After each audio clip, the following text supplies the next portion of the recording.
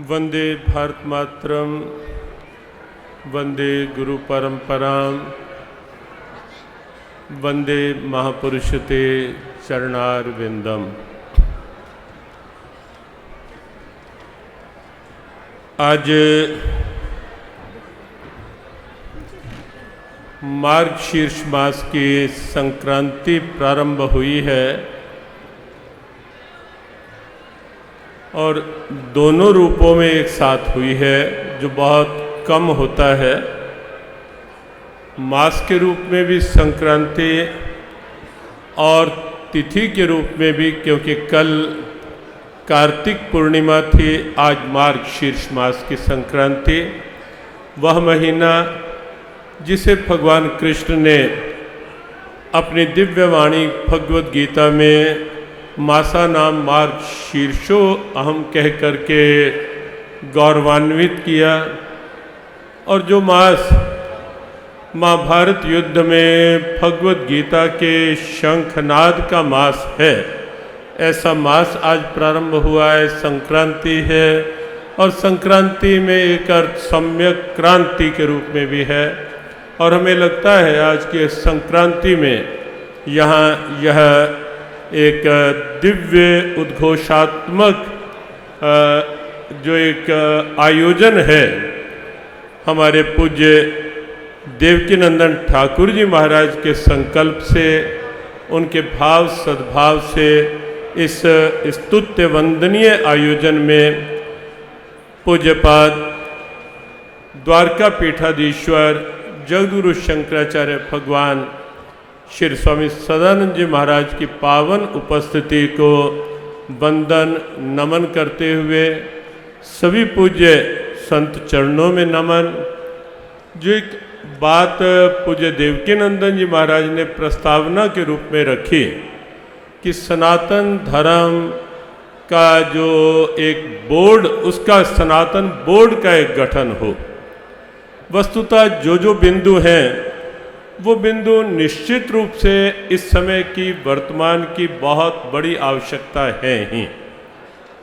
जिस प्रकार से कहीं ना कहीं हमारी परंपराओं के साथ कुछ अन्याय किया जा रहा है, कुठाराघात किया जा रहा है, चारों ओर से हमारी सनातन परंपराओं को एक निशाना बनाया जा रहा है। हर तरफ से कोई आतंक फैलाकर, कोई धर्मांतरण बढ़ा करके, और कोई हमारे मंदिरों पर कहीं ना कहीं आक्रमण करके, जिस ढंग से ये सब हो रहा है वह निश्चित रूप से गंभीर चिंतन का विषय भी है, चिंता का विषय भी है। और यही उचित समय है, यही सही समय है कि इस पर गंभीरता से पूज्य संत विचार करें और एक सनातन बोर्ड के गठन की जो आवश्यकता है, उसके लिए जिस स्तर पर भी हो उसकी आवाज़ उठाई जाए। समस्याएं अनेक हैं, निश्चित और निस्संदेह। कुछ समस्याओं का समाधान मिला भी, संकल्प किया गया तो समाधान हुआ। धारा 370 हटी, प्रभु श्री राम का पावन मंदिर बना, और भी कुछ ऐसे कार्य हुए। लेकिन समान नागरिक आचार संहिता हो, इसकी प्रबल आवश्यकता निश्चित है। जनसंख्या नियंत्रण कानून बने, वो बहुत आवश्यक है। और साथ ही साथ जो एक विषय यहाँ लिया गया कि जो हमारे ढेरों मंदिर अधिगृहित हैं, सरकार के नियंत्रण में है, उस पर विचार हो। एक विषय हिंदू धर्माचार्य सभा ने बहुत समय से लिया हुआ है। पूज्य शंकराचार्य जी महाराज भी गुजरात में थे, अहमदाबाद में चातुर्मास में पूज्य परमात्मानंद जी महाराज के यहाँ।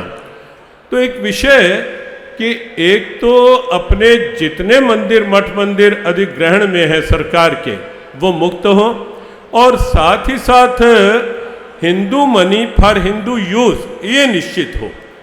कोई ये नहीं कह सकता। अब देखिए, दक्षिण में जो मंदिर हैं वहाँ के मुख्यमंत्री जो उसके पैटर्न इन चीफ हैं या प्रमुख हैं वो स्वयं क्रिश्चियन हैं। तो क्यों नहीं प्रसाद में मिलावट होगी? क्यों वो इस बात की चिंता करेंगे कि प्रसाद में ये मिलावट हो रही है, वो नहीं होनी चाहिए? तो कम से कम ये निश्चित होना ही चाहिए कि जो ट्रस्ट गठित हो हिंदू मंदिरों की, वो केवल आस्थावान हिंदू हो, केवल जन्म से हिंदू नहीं, क्योंकि जन्म से बहुत से हिंदू हैं जो बाद में, जैसे दक्षिण में देखा जा रहा है, धर्मांतरण के शिकार हुए, तो उनकी आस्था भी सनातन के प्रति नहीं रही, वहाँ भी कठिनाइयाँ हुई। तो आस्थावान सनातनी हिंदू ही सनातन मठ मंदिरों में, ट्रस्ट में आए, कमेटी में आए, तभी ये होगा कि जब कोई एक सनातन विचारधारा का सनातन बोर्ड होगा। तो ऐसे सभी विषयों पर अब पैसा धन एकत्रित होता है हिंदुओं की आस्था से, लेकिन प्रयोग होने लगता है कहीं कहीं, क्योंकि वो स्वयं विधर्मी है, कहीं कहीं प्रयोग होता है। तो ये सब बातें निश्चित रूप से गंभीर विचारणीय है। और जहाँ तक बात है सनातन की, सनातन केवल भारत की आवश्यकता नहीं, सनातन केवल हिंदुओं की आवश्यकता नहीं, सनातन यदि विश्व को शांति चाहिए, सद्भाव चाहिए, तो सनातन पूरे विश्व की आवश्यकता है। वरना, और विचार करके देखो गंभीरता से, और कौन है जो विश्व बंधुत्व की बात करता है, और कौन है जो वसुदैव कुटुंबकम की बात करता है, और कौन है जो समता, समरसता, सद्भावना की बात करता है? वो केवल और केवल सनातन ही तो है ना।